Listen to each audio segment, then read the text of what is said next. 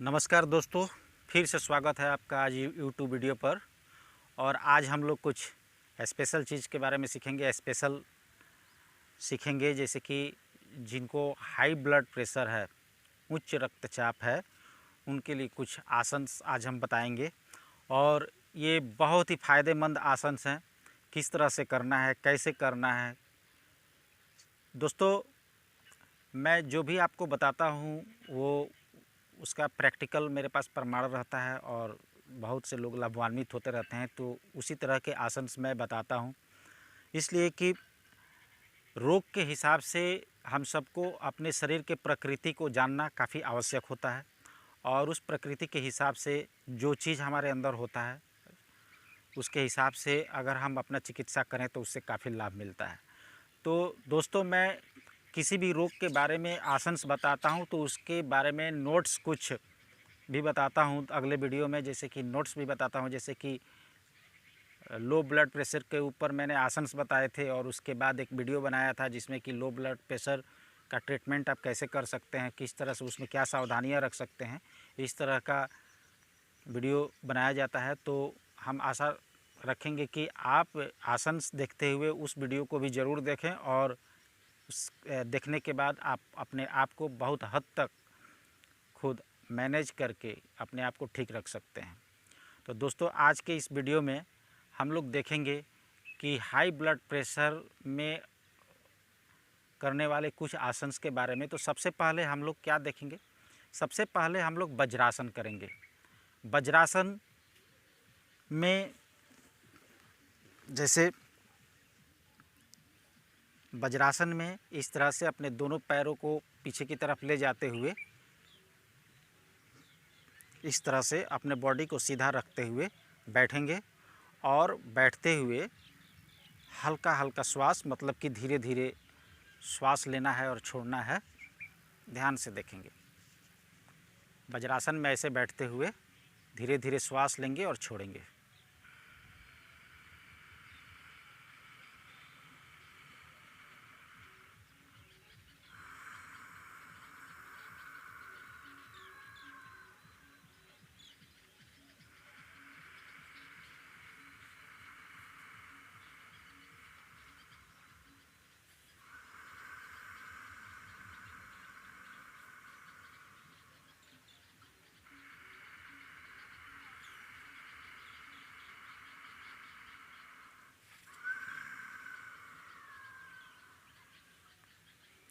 इस तरह से वज्रासन करना है।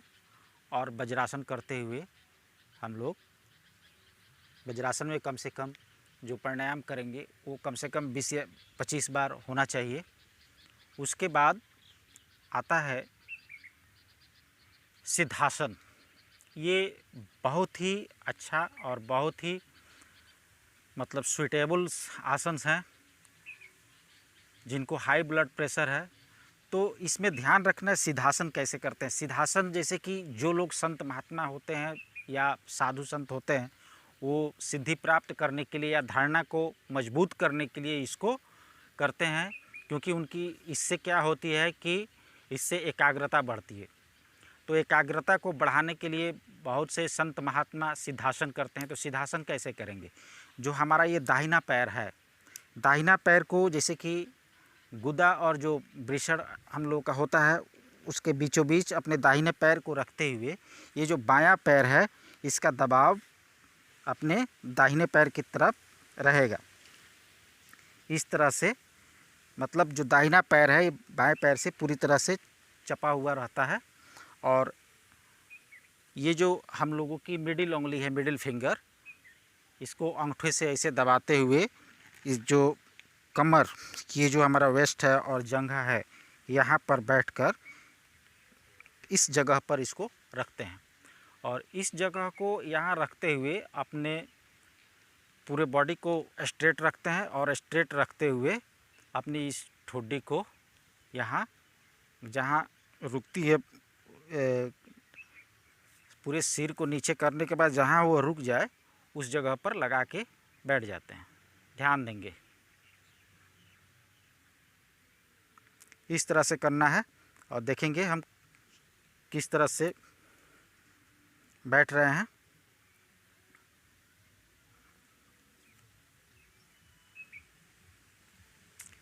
ये सिद्धासन है दोस्तों, ध्यान देंगे।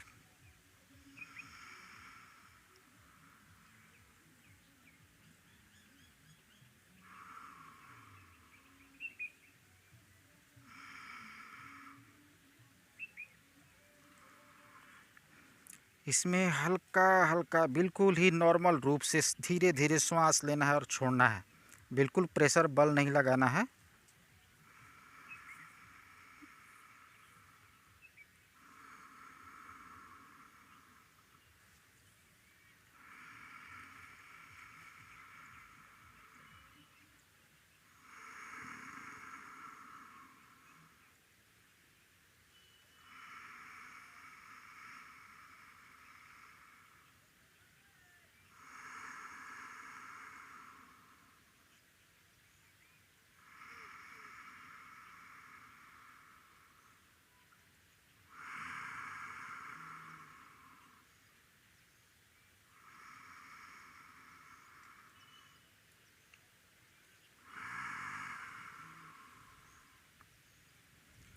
तो दोस्तों ये था सिद्धासन, इस तरह से करते हैं। ये बहुत ही सटीक आसन है और जिनको हाई ब्लड प्रेशर की समस्या रहती है, अगर इसे वो करते हैं तो इससे काफ़ी ज़्यादा लाभ मिलता है। सबसे बड़ी बात है कि इससे एकाग्रता बढ़ती है, धैर्य बढ़ता है, साहस बढ़ता है, शक्ति बढ़ता है और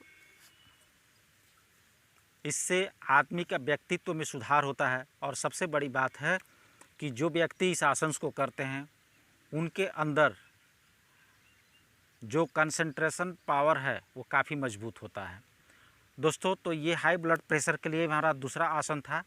और 3 नंबर पर हम लोग देखेंगे,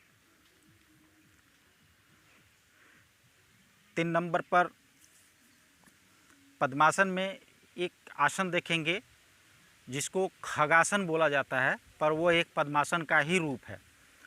तो पद्मासन में सबसे पहले बैठते हैं और बैठने के बाद अपने पद्मासन में बैठ जाने के बाद धीरे धीरे अपनी बॉडी को सामने की तरफ लाते हैं। सामने इस तरह से अपने बॉडी को धीरे धीरे उठाते हैं और उठाते हुए ठीक से लेट जाते हैं। लेट जाने के बाद जिस तरह से दोनों हाथों के सहारे धीरे धीरे अपने सामने की बॉडी को, सर को और छाती को ऊपर की तरफ उठाते हैं श्वास लेते हुए।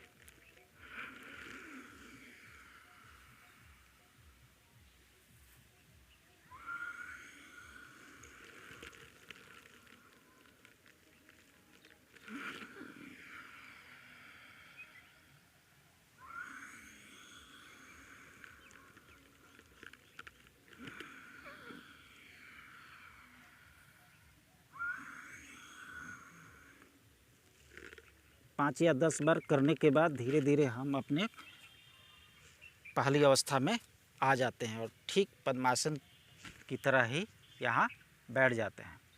तो यह भी उच्च रक्तचाप के लिए काफ़ी अच्छा व्यायाम है, काफ़ी अच्छा आसन है।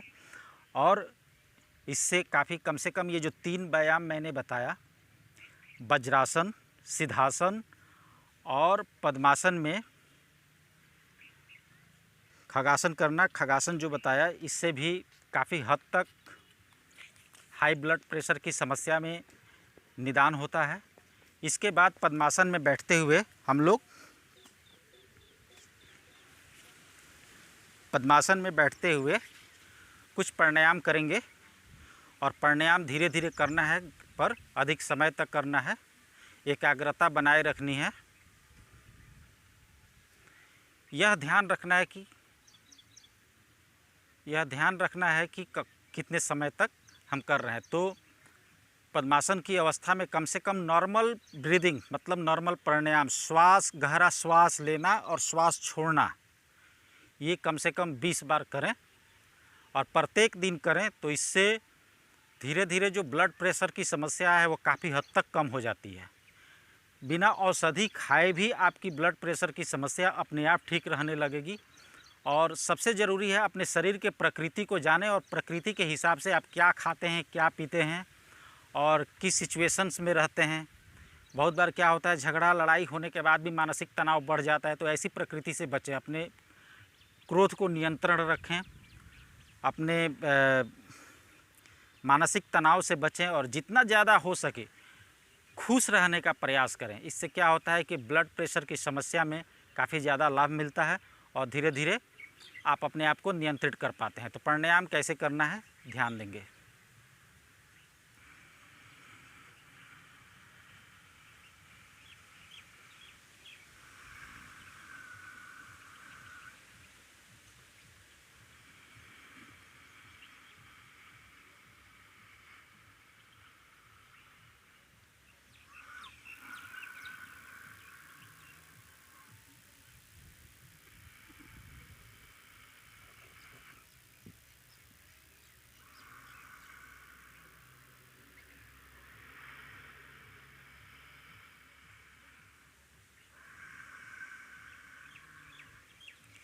इस तरह से आप 4 आसन हाई ब्लड प्रेशर के लिए कर सकते हैं और इतना काफ़ी है। अगर आप इसका अभ्यास बना लेते हैं और जिस तरह से मैंने बताया अगर उस तरह से आप इसको कर लेते हैं तो आप निश्चित रूप से हाई ब्लड प्रेशर की समस्या से निजात पाएंगे, यह पक्का है। पर इसके अगले वीडियो में हम एक और वीडियो बनाएंगे, उसमें कुछ सावधानियां किस तरह से इस पर नियंत्रण रखना है, सारे नियम्स बताएंगे और सारे तरीके बताएंगे। ब्लड प्रेशर क्यों होता है ये भी जानेंगे। तो जिस वजह से ब्लड प्रेशर की समस्या आती है उस वजह को आप कम करने का प्रयास करेंगे। तो मेरा अगला वीडियो जब देखेंगे तो आप पूरी तरह से कन्फर्म हो जाएंगे कि हाई ब्लड प्रेशर की समस्या से हम कैसे अपने आप को बचा सकते हैं। तो दोस्तों तब तक के लिए बहुत बहुत धन्यवाद। ज़्यादा से ज़्यादा लाइक करें और सब्सक्राइब करें पर लाभ अधिक उठाएं। नमस्कार।